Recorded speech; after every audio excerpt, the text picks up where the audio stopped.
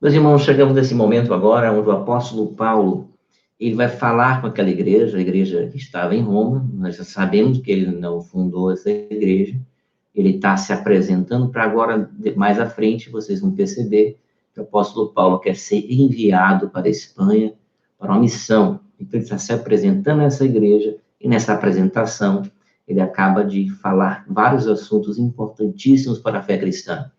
Um dos assuntos mais importantes da fé cristã é o entendimento da justificação pela graça, mediante a fé, à luz das possíveis perguntas que os judeus fariam. Na verdade, para a fé cristã, o mais importante é a justificação pela graça, mediante a fé. E Paulo pegou esse texto e acrescentou as perguntas que o judeu poderia fazer. Por quê? Porque essa comunidade era formada de judeus que tinham sido convertidos e de gentios.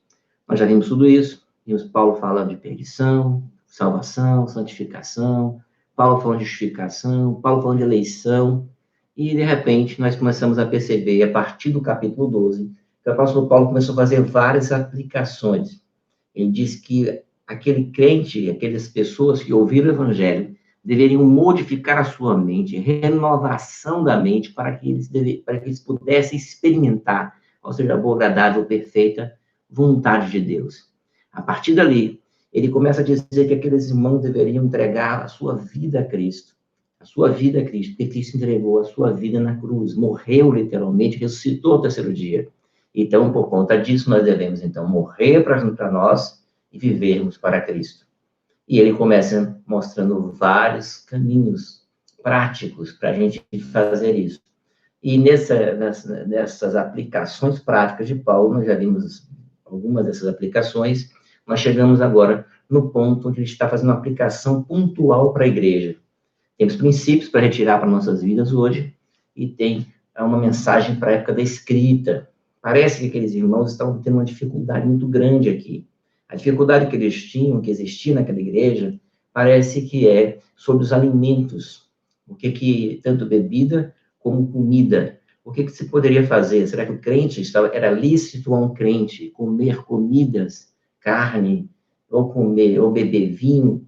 Veja, qual o problema aqui? Se você olhar para o Antigo Testamento, você vai ver vários salmos, os salmistas falando do vinho, da bebida, da alegria, que Deus fez até o vinho para deleite do homem. Então, veja, será que é isso que Paulo está querendo dizer agora? Mudou? Ou os judeus comiam também carne? Então, que tipo de comida é essa que está sendo dita aqui? Parece que o que está acontecendo é algumas restrições que os judeus tinham às comidas dos gentios. Não era comida sacrificada a ídolo, como a gente leu agora em Coríntios, parece que não é esse o caso, mas é um caso de que os próprios judeus, agora convertidos, alguns judeus convertidos ao cristianismo, eles passaram agora a perguntar coisas, a indagar sobre coisas, indagar sobre a possibilidade de comer alguns alimentos. Será que eu posso comer? E os judeus estavam dizendo, não, vocês não podem comer. Na verdade, eles começaram a julgar um outro grupo que comia. Tinha um outro grupo, dois grupos então, para a gente ficar mais claro aqui. Dois grupos, um que comia e o grupo que não comia. O grupo que comia e que bebia era um grupo que é considerado para Paulo um grupo forte. Por que forte? Porque não está alicerçando a sua fé em alimentos. O outro estava dizendo que se você comer, você estava participando, você estava perdendo, então, ali, a sua fé. Então, veja, um está dizendo que a comida é de suma importância para a salvação, a comida e a bebida. O outro estava dizendo que não, que isso não é nada. Os deuses não são nada, ou a própria comida não é nada, e que ou que aquele ritual antigo do judaísmo já não mais serve para eles. De algumas restrições das dietas, não serve mais. Esses dois grupos aqui estão agora em jogo nesses versículos que nós acabamos de ler. Então, veja que o apóstolo Paulo ele quer agora trazer um consenso para aquela igreja. Ele deve ter recebido alguma notícia que aqueles irmãos estavam com dificuldades nessa área, e ele, então, quer ajudá-los.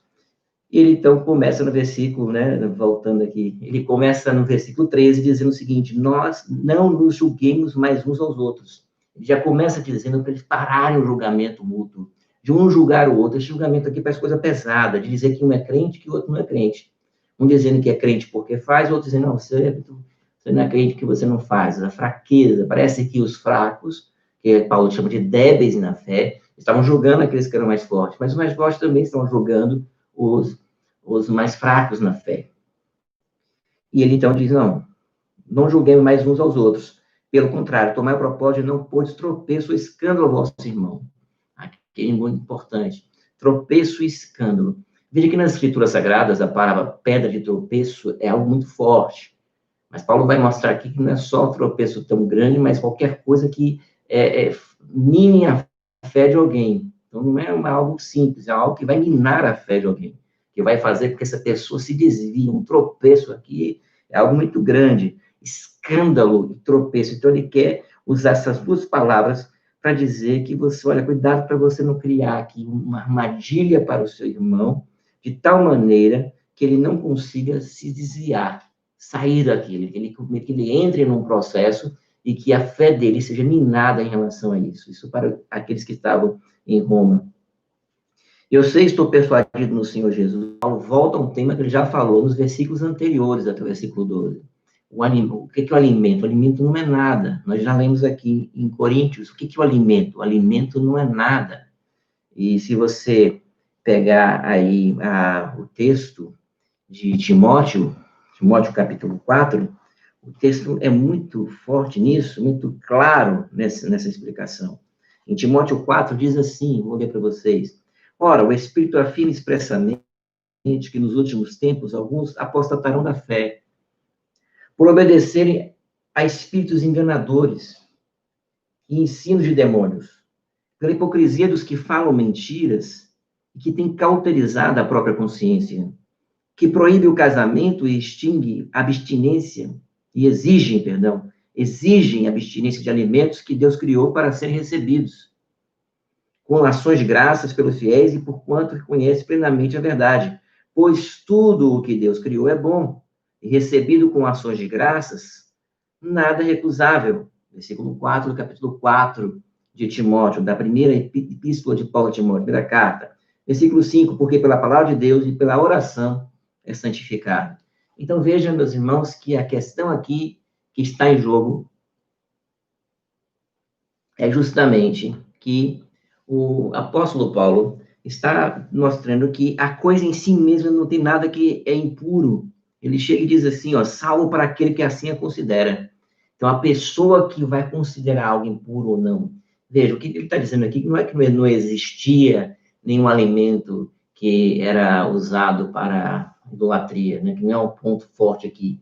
Mas ele está dizendo que é a mesma ideia de que Jesus, quando Jesus disse que, lá em Marcos, diz que o que contamina o homem não é o que entra, mas é o que sai do coração. Então, está na mesma ideia de Jesus. A ideia de que o alimento em si não vai contaminar, mas do coração do homem procede todo o mau desígnio. Quando Jesus foi censurado pelos fariseus, dizendo por que os seus discípulos não lavam as mãos, e ele vai dizer, olha, o que contamina o homem não é aquilo que entra, mas é aquilo que sai do coração. Então, veja que nesse sentido, o que está acontecendo aqui é que Paulo está ecoando, está falando da mesma forma, está corroborando com a mesma ideia de Cristo, ele está usando aqui aquela mesma ideia de Jesus Cristo. O alimento não vai fazer mal nenhum. Então, o alimento não faz mal, mas aquele que a considera, pode ser que dê problema. Se alguém considera esse alimento impuro, aí Paulo vai dizer, então, preste atenção. Você considera esse alimento impuro? Então, preste atenção. Ele vai depois continuar esse argumento e eu vou deixar para falar com vocês sobre isso daqui a pouco, quando ele começar a entrar nesse assunto aqui mais claramente. Mas Paulo, então, no versículo 15, diz, se por causa de comida o teu irmão se entristece, já não anda segundo o amor fraternal. Aqui agora vem um limite para Paulo. Se por causa da comida o seu irmão se entristece, então já não tem mais, você já não está andando amor fraternal. Por causa da tua comida, não faça perecer aquele a favor de quem Cristo morreu. Veja que agora ele está falando para os fortes. Já falou para os fracos, né? Mas ele está falando para os fortes. Ele está dizendo assim, aqueles que se consideravam fortes, tá? A ideia de unidade aqui é que eles todos estão em Cristo. Mas Paulo, então, está dizendo assim, é para você que se considera forte. Você está comendo a comida, e aquele irmão ali que está se entristecendo, ou seja, está sendo minado, ou seja, está batendo na consciência dele, ele não consegue se desvencilhar dessa consciência, então você não anda no amor de Cristo. Então, a ideia do apóstolo Paulo é mostrar de maneira clara que o que vai unir esses irmãos é o amor fraternal, é o amor fraternal que tem que ser visto, e tem que estar de olho no amor fraternal. Esse é aquele a favor de quem Cristo morreu. Ele usa a palavra perece. Não seja, pois, vituperado o vosso bem, porque o reino de Deus não é comida nem bebida, mas justiça e paz e alegria no Espírito Santo. Então, veja que a gente não pode, aqui, de modo injuriar, insultar o bem aqui, por causa de comida e por causa de bebida. Nem para um, nem para outro. Nem para aquele que diz que não pode comer, nem para aquele que diz que pode comer.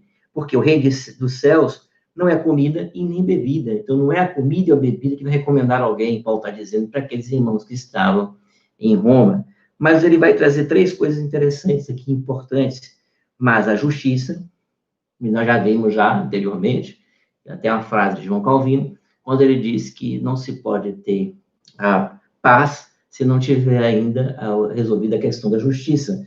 Então, a justiça e paz.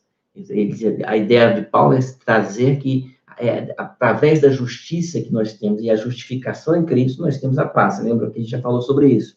Então, o que é o reino de Deus? A justiça e a paz, e aí ele acrescenta a alegria no Espírito Santo. E aqui, meus irmãos, é algo fantástico, porque ele vai dizer que aqueles que, o reino de Deus, ele nos traz a alegria do Espírito Santo. O reino de Deus não é comida, não é bebida, mas é justiça, é a paz, é a alegria no Espírito Santo. Então, veja que nós temos aqui algo muito mais elevado do que coisas palpáveis. O alimento que alimenta a sua carne. Jesus, ao falar para aqueles povos, aqueles grupos que o seguiam, dizia assim, ó, vocês venham a mim, que vocês vão comer a comida e vocês jamais sentirão fome. Vão beber da minha água e jamais vocês sentirão sede. Ele é o caminho, a verdade e a vida. Ninguém vai ao Pai senão por ele. Em Cristo Jesus nós temos aquilo que a Bíblia diz, a paz que excede todo entendimento e uma alegria indizível. Uma alegria indizível, o que não se pode se expressar. Você não consegue exprimir em palavras, se expressar. Você não consegue dizer como essa alegria está dentro do seu coração. É uma alegria meio ao sofrimento, uma alegria, apesar de tudo, você continua alegre porque você está cheio do Espírito Santo de Deus. O Senhor é alegria no Espírito Santo, esse é o reino dos céus. Veja então qual é o ponto de Paulo, agora desde já, grave isso na sua mente. O ponto de Paulo é os fortes e os fracos estão brigando por comida, brigando pelo detalhe, brigando pelo aquilo que não é nada que recomenda aos céus. Eles não deveriam brigar por isso. Mas não é o mais fraco que tem que vencer, nem o mais forte. Eles deveriam estar no amor fraternal. Mas Paulo agora está falando para os mais fortes, dizendo, olha, não faça isso. Não faça com que seu irmão tropece. E ele continua, aquele que deste modo serve a Cristo é agradável a Deus e aprovado pelos homens. Aqui, esse aprovado pelos homens, alguns comentaristas vão falar que nada mais difícil para nós do que aquela pecha de que a igreja é dividida, a igreja entra em briga. Veja que Paulo fala várias vezes, ele diz que ele manda, inclusive, nós nos esforçarmos pela unidade da fé. Há um esforço, porque todas as vezes que a igreja divide, que a igreja briga, e que as pessoas estão brigando, o que mostra para as pessoas de fora da igreja essa desunião, essa quebra da unidade, vai mostrar para a gente, para aquelas pessoas que, olha, eles andam em briga, cadê a paz deles, cadê a alegria deles, até fico brincando também, porque tem crente que é triste o tempo todo, né? Quando vai falar de seguir a Cristo, ele fala de maneira tão tristonha que não empolga ninguém. Você vê esse pessoal que fala de marketing, de coisa, quer vender alguma coisa, alguém que está apaixonado, fala com alegria, com estímulo, com a empolgação, e os crentes falam daquela maneira, às vezes, não todos, né? Você pode ser uma diferença nisso, mas fala de maneira tranquila, assim, não tranquila, mas sem fervor. Tranquilo tem que ser, mas sem fervor, né? Sem o amor, né? A pessoa não fala com alegria, com empolgação, porque o fervor também pode ser um fervor sem empolgação, mas fala sem empolgação, e as pessoas então vão dizer, como é que eu vou para essa igreja? Mas aqui o Paulo está enfatizando, aqui não é isso. agradável a Deus é aprovado pelos homens. Alguns, então, vão entender que, ao agir aqui, servir a Cristo de uma maneira unida, as pessoas vão reconhecer a unidade daquela igreja. Então, os homens, portanto, olharão para aquilo ali e vão dizer, aquela família unida, aqueles irmãos são unidos. É isso que eles costumam falar sobre esse texto, a ideia, e assim que as pessoas falam quando a igreja é unida. Isso você vai lembrar de Atos. Era só um coração, uma só doutrina, uma só fé. E quando você pega ali em Atos, diz que a igreja crescia e contava com a simpatia do povo. Essa é a ideia. Parece às vezes difícil isso, porque a Bíblia diz que a oposição vai crescendo, mas ao mesmo tempo a Bíblia diz que se depender de vós, tem de paz com todos os homens, ou seja, a gente não busca a briga, a gente não busca a luta é só se a luta chegar até nós. A gente não vai correr atrás de briga, correr atrás de lutas. E, principalmente, nós não vamos correr atrás de lutas dentro da igreja. Então, no versículo 19, ele diz, assim, pois, seguimos as coisas da paz e também da edificação uns para com os outros. Porque paz, paz, paz, paz. Ele está falando isso porque a igreja estava dividida, estava brigando ali, estava tendo esse problema, não estava dividida em separada, ninguém saiu da igreja, não há aqui relato que eles saíram, mas há aqui uma forte indicação de que eles estavam com uma discussão séria sobre a comida, sobre o que vai comer e sobre o que vai beber. Então, no versículo 20, não destruas a obra de Deus por causa da comida, não destruas, ele usa termos fortes, fortíssimos para dizer que a igreja não deve ser destruída, não deve ser destruída.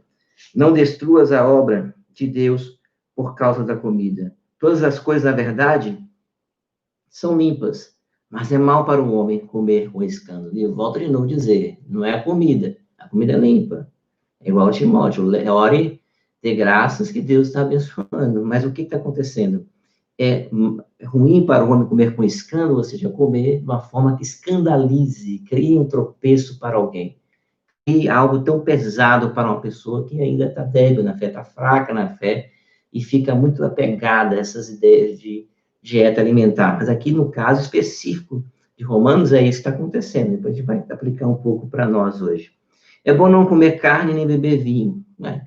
Claro que Paulo vai comer carne, né? Ele comia carne com os gentios. Ele repreende Pedro, porque Pedro estava ali com os gentios, daqui a pouco, lá em Atos, daqui a pouco chega e ele vai falar isso em Gálatas. Mas em Gálatas ele vai dizer assim, olha, chegou os judaizantes e Pedro resistiu Pedro em face, porque ele ficou ali com medo ali dos fariseus ou dos judaizantes, e aí ele começou a andar com eles, ou seja, o que está acontecendo? Paulo está comendo, está bebendo. Paulo fala isso no capítulo 10 de Coríntios, coma tudo, se alguma pessoa incrédula te convidar, coma. Então, veja, não é isso. Aqui parece muito mais comidas que os próprios judeus estavam dizendo que eu não deveria comer, mas o que Paulo está dizendo neste momento é que existe um limite para a sua liberdade. O limite para a sua liberdade é o amor que você tem para com o seu irmão. Esse é o limite da sua liberdade, ou seja, como é que minha liberdade ela só pode existir no amor no próximo. Eu não posso ser livre se eu estiver quebrando, apertando ali, batendo na mente da pessoa, da consciência dela, daquela pessoa como uma pessoa que é cristã, irmão em Cristo, e a gente está lá golpeando a consciência dele com a nossa liberdade. Então, a nossa liberdade não pode golpear a consciência do outro, é isso que a gente tem que ter cuidado. Então, é bom não comer carne, nem beber vinho, é bom, nem fazer qualquer outra coisa. E aqui é importante, daqui a pouco a gente vai falar um pouco sobre isso. Com que teu irmão venha tropeçar, ou se ofender, ou se enfraquecer. Então, Paulo aqui vai agora dizer que qualquer outra coisa. Então, veja, não comer carne, não beber vinho, qualquer outra coisa. Veja, essas coisas não são em si pecados, nem comer, nem beber vinho, e nem comer carne. Nenhuma dessas duas coisas Paulo está dizendo que é pecado. Nenhum alimento, ele já falou aqui, é impuro em si.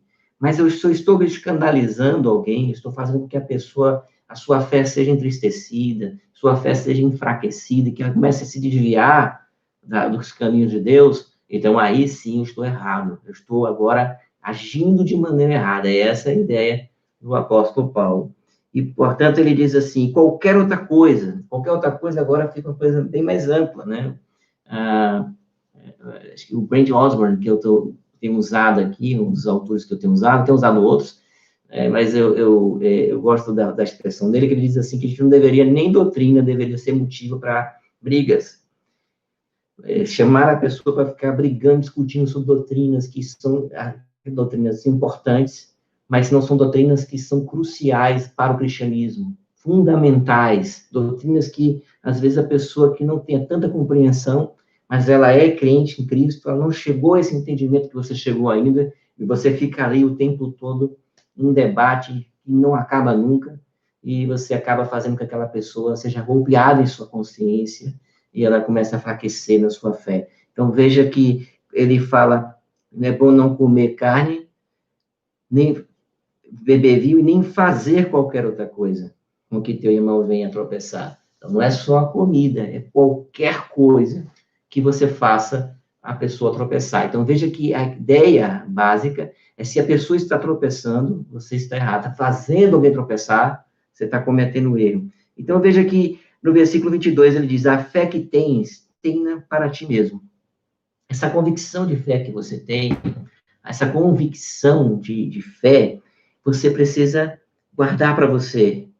Você tem para você mesmo, essa convicção, essa firmeza, essa certeza das doutrinas. Você tem um escopo de doutrina e você tem ali guardar essa doutrina por você.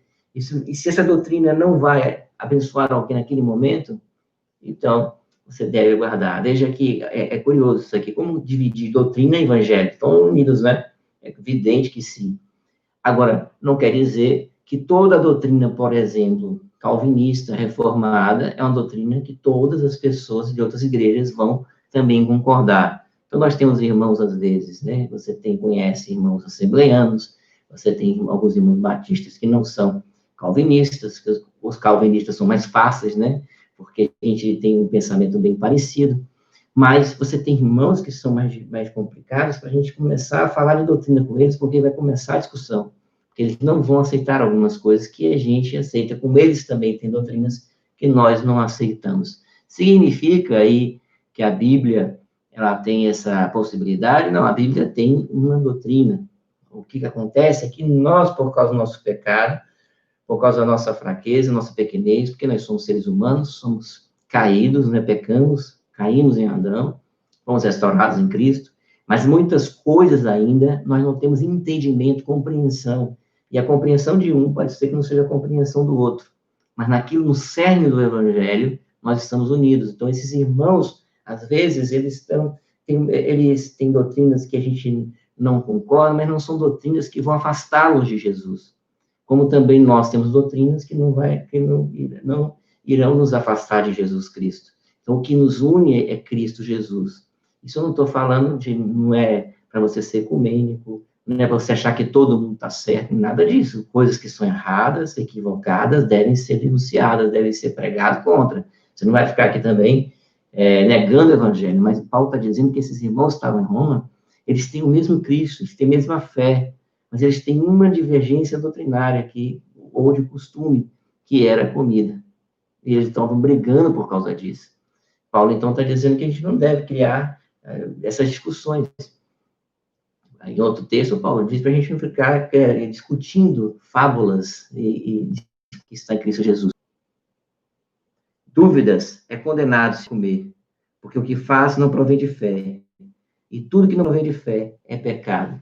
Aqui, ele vai trazer uma questão muito importante para nós. Então, a fé que você tem para ti mesmo, e aquele que fizer aquilo, aquele que tem dúvida na hora de comer o alimento, ele está pecando. Por quê?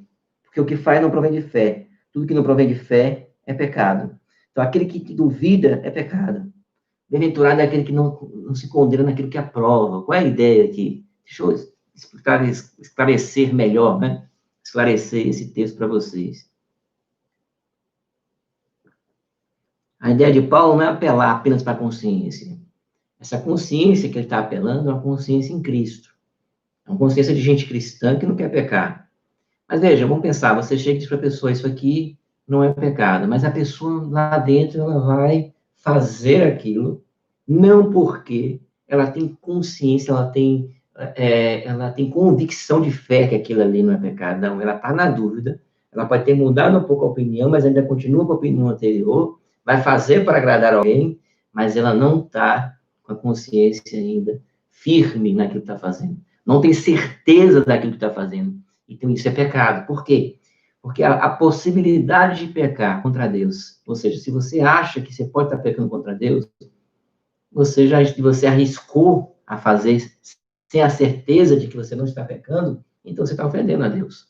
Por quê? Porque você não tinha certeza. E você fez, dá a ideia de como você não se importou com que se era verdade ou era mentira, se agradava a Deus ou se não agradava. E, portanto, Paulo está dizendo, aquele que comer ali, aquela comida, e comer sem fé, se ele não acredita, ele não está errado. Ele está errado. Ele não deve comer. Bem-aventurado é aquele que não se condena naquilo que aprova. Ele não pode estar, ao mesmo tempo, comendo, se reprovando, se condenando e comendo. A consciência batendo lá, não, olha, você está comendo isso aqui. Você não pode fazer isso. Né? Vamos pensar nos judeus que não podiam comer camarão, né? Camarão, animal impuro, para a dieta antiga, do Antigo Testamento, que está lá a pessoa comendo camarão e está dizendo, não posso comer camarão. E está comendo camarão porque está no meio de um grupo, e esse grupo come camarão, ele quer comer camarão também, mas a consciência dele está assim, estou pecando contra o Senhor, eu não sei se eu estou pecando, então está errado. Essa pessoa está cometendo um erro, está pecando. O texto que vai continuar, vou só ler, mas a gente não vai falar hoje sobre ele. Ora, nós que somos fortes, devemos suportar as debilidades dos fracos e não agradar-nos a nós mesmos. O ponto de Paulo é que você não deve agradar. A sua liberdade não é para você só. A sua liberdade, ela vai começar a ter alguns limites quando você perceber que a sua liberdade está atacando outros irmãos que não têm o mesmo pensamento que você, não conseguem ter a mesma ideia que você tem. Veja que Calvino diz a seguinte frase, ele diz assim, a expressão amará seu próximo como a você mesmo merece uma palavra de explicação. O que Paulo, antes dele Jesus, realmente quer dizer, deve pelo menos incluir este pensamento. É indubitável que uma pessoa ame a si mesma e também indubitável que ela assim faça, apesar do fato de que o ego que ela ama é cheio de falhas. Assim, pois, também deve, certamente, amar a seu próximo. Ela não pode ser como ele, mas deve amá-lo e deve agir assim, apesar das falhas do seu próximo. Isso aqui foi o comentário de Romanos 13, 10, que nós utilizamos aqui para lembrar aos irmãos como é a atitude do crente, né? Na verdade, é o William Hendricks, viu, que esse comentário. O comentário de Calvino sobre esse texto é bastante interessante, porque Calvino vai falar que a nossa liberdade, o limite da nossa liberdade é o nosso Senhor e Salvador Jesus Cristo. É o amor ao próximo que vai dar o limite da nossa liberdade. Veja o que ele diz. Mas não basta que nossas ações sejam aprovadas pela palavra de Deus, a não ser que nossa mente, dependendo desta conclusão, se prepare solicitamente para a obra que se acha diante de nós. O primeiro princípio, pois, do reto viver, para que nossas mentes não vivam em constante incerteza, consiste em repousarmos confiadamente na palavra de Deus, fazendo o que ele nos manda. Então, quando ele comenta o texto da consciência, ele está dizendo, a gente tem certeza que o Senhor está mandando fazer isso, a consciência nossa está cativa ao Espírito dele, ao Espírito Santo. Se tudo está dentro disso, a nossa consciência, então, agora está livre para agir e para ser bem-aventurado aquele que não se condena naquilo que aprova. Mas o limite aqui, o limite, tanto na ideia do Hendricks, né, do amor ao próximo, como a ideia de Calvino, da consciência, as duas coisas se juntam em que sentido? Qual é o limite da minha liberdade? É o amor ao próximo. Bom, dito isso, o que é que você pode aprender desse texto de Paulo? Nós, então, aprendemos que o problema está acontecendo na igreja local, era que existe um grupo, provavelmente judeus, convertidos a Cristo, que estavam querendo seguir uma dieta alimentar. Essa dieta não fica muito clara. Parece que não é uma dieta que não estavam rejeitando as coisas dos gentios. Por quê? porque Paulo vai falar isso muito mais claro em Coríntios, mas não quer dizer que isso exclui totalmente essas questões de comida sacrificada. Em 1 Coríntios capítulo 10, o problema lá era comidas sacrificadas no templo.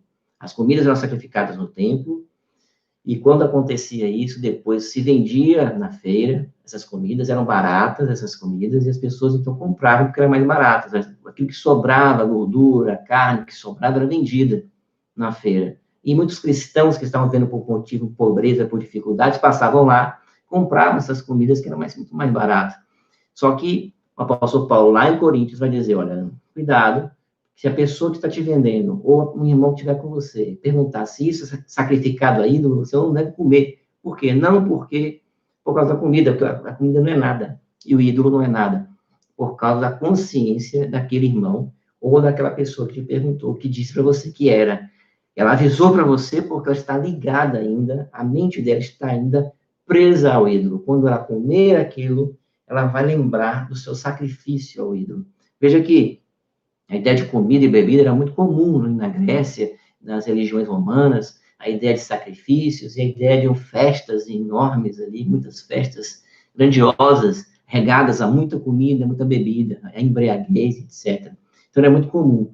O que está acontecendo aqui agora em Roma, na igreja em Roma, é que alguns irmãos estão agora com restrições, e provavelmente restrições mais judaicas, que não era essa da orgia, não era desse tipo, mas talvez seja de animais que não podia se comer, carne que não podia comer, alguma coisa que não se podia comer, e bebidas. Veja que a ideia de bebida, a bebida não é proibida nas escrituras sagradas. Não há proibição para a bebida. A proibição, ou seja, não é nem alegria. Né? Você vê que alguns textos a gente viu, e fulano ficou alegre, bebeu, deixa ele ficar alegre. O próprio texto que Bruno falou nesses dias aí de Ruth, você vai ver que a Noemi diga, deixa ele beber, quando ele ficar alegre, ficou alegre, né? Mas não ficou embriagado, ou seja, já está ao ponto de fazer besteira. Então, Boaz, por exemplo, não chegou a fazer besteira, pelo contrário, ele foi digno com Ruth, vocês já viram isso. Então, veja, mas ele ficou alegre. A bebida em si, você não pode dizer, infelizmente, para alguns, né, dizer que a bebida é pecado, ou que a carne é pecado, para alguns também que são vegetarianos, não é nada disso que Paulo quer dizer aqui. O ponto de Paulo não é nem a comida em si, é que aqueles irmãos, por causa desse problema tão, assim, tão simples, estavam brigando. Estavam um condenando o outro, porque um estava bebendo e porque o outro estava comendo.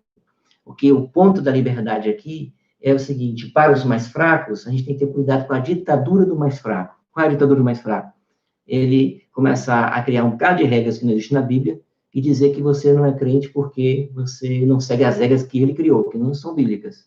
Foram interpretações erradas que ele tomou, interpretações equivocadas. Por outro lado, a ditadura do mais forte, a ditadura daquele que diz, olha, eu vou fazer mesmo e pronto, acabou. Aí ele começa a comer, a beber, sem preocupação nenhuma. Tem que ter cuidado com essas duas coisas. Por quê? Porque o que tem que entender é que se aquela pessoa que você está ali convivendo como cristão, como irmão em Cristo, ele está escandalizando, está desviando da fé, está perdendo a sua fé, aí você não está dando um amor fraternal em Cristo Jesus.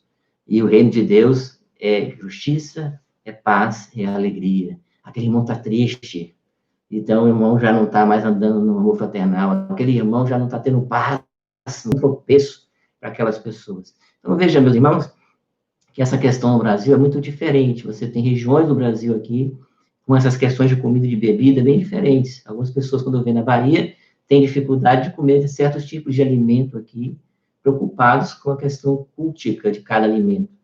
Né? Tem isso. Quando vai para outras regiões, outros estados, também devem ter suas preocupações. Outros têm preocupações com a bebida mesmo, a ideia da bebida, do vinho. Discussão até se a ceia é com vinho ou não. A Bíblia diz que é com vinho. Em Coríntios diz que muitos estavam saindo embriagados da ceia, e Paulo vai exortá-los para ter cuidado com isso, para não sair, para cuidado com essa ideia. Muitos já estão andando já, pecando na ceia que estava na 1 Coríntios capítulo 11. Ele diz que por isso eu não vos louvo, porque quando vocês se juntam é para pior, não é para melhor. Então veja que essas discussões hoje parecem tão assim simples, Mas não é tão simples assim quando você tem que regular essas ideias. Quais são essas ideias? Você tem que regular no amor ao próximo. Então, veja, eu gostei de um comentarista que ele diz assim, olha, se você acha, você é um forte, você sabe que aquilo que você está fazendo não é pecado, ou seja, não vai tirar do reino de Deus, porque os fracos, eles pensam que aquilo ali vai impedir que você esteja no reino de Deus, vai impedir que você realmente esteja com o Senhor Jesus, ou seja, ele acha que você está desviado, ele te julga, ele te julga. Imagine as pessoas olhando hoje para Martinho Lutero, que colocou as 95 teses, né, lá na Capela de Wittenberg. E Martinho Lutero estava lá com o seu violão e ele diz: enquanto eu tocava violão e tomava minha cerveja, a reforma aconteceu. Aí você, meu Deus, Lutero tomava cerveja. E, claro, a bebida daquela época muito comum, inclusive até mais saudável do que muitas águas daquela época ali. Não vou explicar sobre isso, que não é o meu tema. Mas imagine você se escandalizando com o próprio Calvino, que dentro das suas cônguras pastorais, do valor que ele recebia uma cota de vinho, que era uma bebida comum naquela época, era um alimento, os judeus bebiam. Né? Você não acha que Ló se embriagou com água? E Efésios diz, não vos embriagueis com vinho, ou seja, o vinho tem álcool, né? Veja, e muita gente fica olhando para aquelas ideias. O próprio Jesus Cristo foi acusado de beberrão, bebedor de vinho. Ele estava dizendo isso, porque vocês bebem e comem com pecadores, você é um beberrão. E as pessoas, então, começam a se escandalizar, e muita gente poderia se escandalizar com esses irmãos do passado, esses irmãos reformados, e com muitos de hoje, com outras culturas, outros lugares que você for viajar, seja no Brasil, seja fora do Brasil, alguns irmãos, eles utilizam dessas coisas de vinho, de cerveja, de tudo, sem nenhuma dificuldade. Sem nenhum, você vai ter certas dificuldades. Você vai ter certas dificuldades se você começar a pensar que isso é que vai recomendar alguém a fé em Cristo Jesus. Essas coisas não nos recomendam a fé em Jesus Cristo. Isso é muito importante para você entender. Não é bebida, o reino dos céus não é bebida e não é comida. Não é bebida e nem é comida. Claro, essas pessoas que usam da sua liberdade para beber ou para fazer qualquer outra coisa, começar a dizer que o outro é tão fraco e começar a escandalizar o outro, que o outro não querer mais ir para a igreja. Porque, olha, tá vendo aí que na nossa cultura aqui no Nordeste, por exemplo, é muito mal visto as pessoas, né? As pessoas olham com um olhar parecendo que você está com nada no inferno.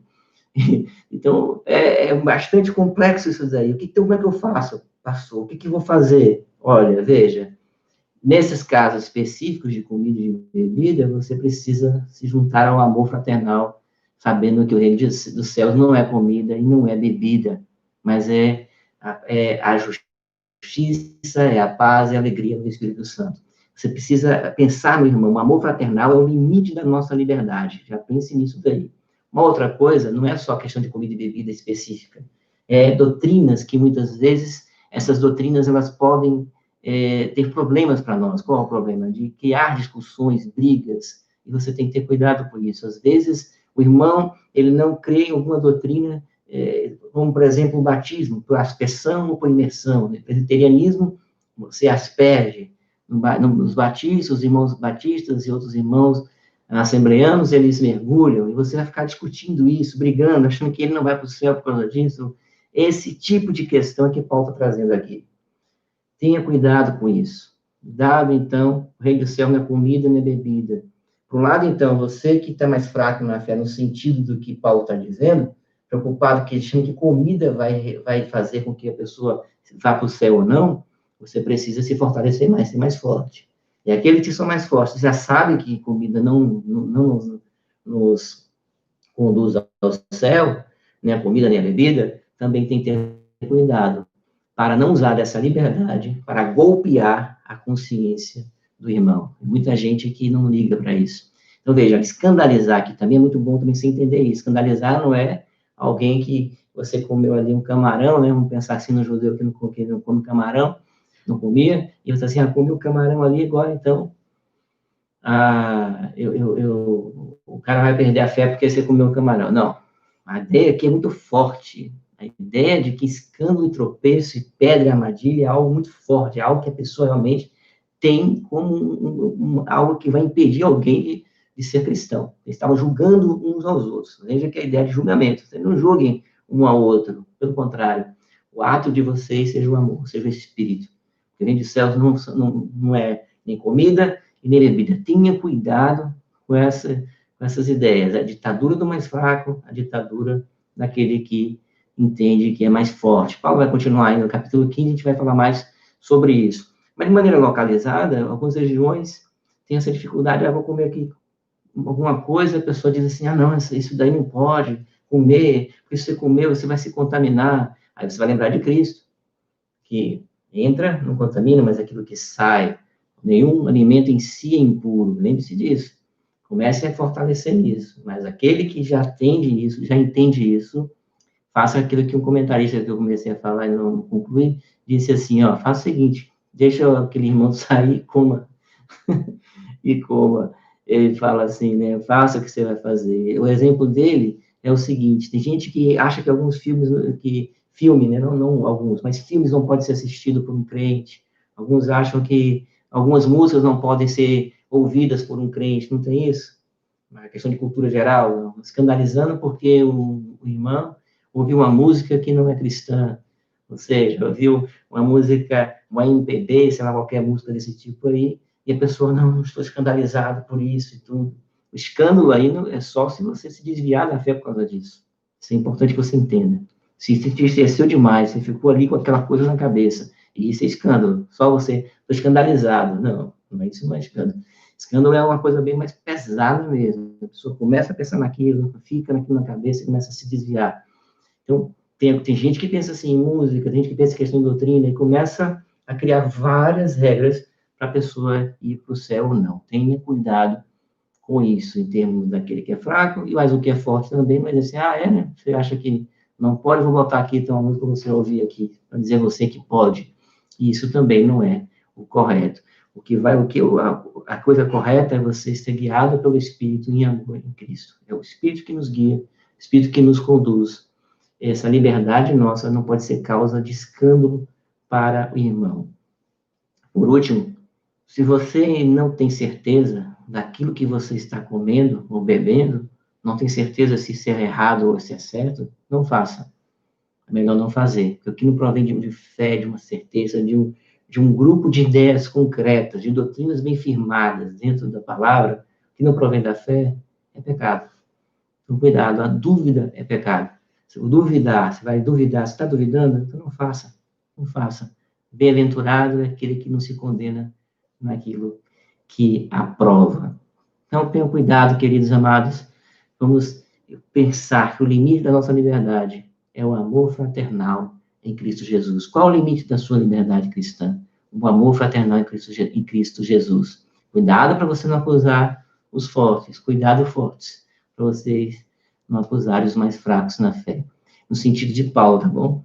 No sentido que Paulo está dizendo. Por que eles eram fracos? Porque eles achavam que a comida tinha tanta força, era tão importante assim para a ideia do reino. Eles eram fracos, porque eles não perceberam que contamina o homem não é o que entra, mas aquilo que sai, aquilo que procede do coração. Eles estavam fracos em relação a isso.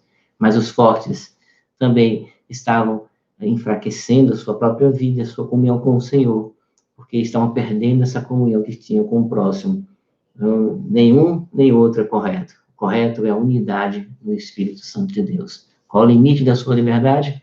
O amor fraternal em Cristo Jesus.